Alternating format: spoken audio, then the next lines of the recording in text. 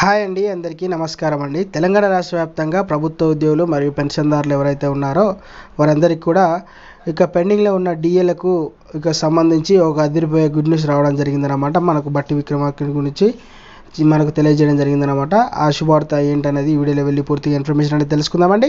ముందే వీడియో చూస్తున్న ప్రతి ఒక్కరు కూడా వీడియో లైక్ చేయండి. చాలామంది అయితే వీడియో చూస్తున్నారు కానీ సబ్స్క్రైబ్ అయితే చేసుకోవడం లేదండి. దయచేసి సబ్స్క్రైబ్ చేసుకోండి, సపోర్ట్ చేయండి. తోటి మిత్రులందరికీ కూడా వీడియోని షేర్ చేయండి.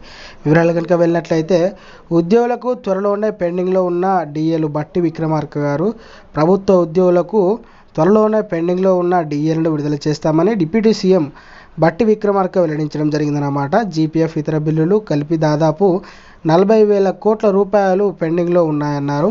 గత ప్రభుత్వం 10-15 తేదీల వరకు ప్రభుత్వ ఉద్యోగులకు జీతాలు వచ్చేవి కాదని, ఇప్పుడు తాము 1వ తేదీనే వేతనాలు చేస్తున్నామని చెప్పడం జరిగిందన్నమాట.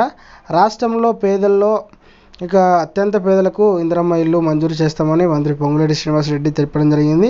అంతేకాకుండా ప్రభుత్వ ఉద్యోగులకు ఎవరైతే పిఆర్సీలు సంబంధించింది 18 నెలల డిఏ బకాయిలు అవన్నీ కూడా ఆగస్టు 15 తర్వాత మన అకౌంట్లో జమ చేస్తామని డిప్యూటీ సీఎం బట్టి విక్రమార్క గారు చెప్పడం జరిగిందనమాట. ఇది ఉద్యోగులకు సంబంధించి అప్డేట్ అండి.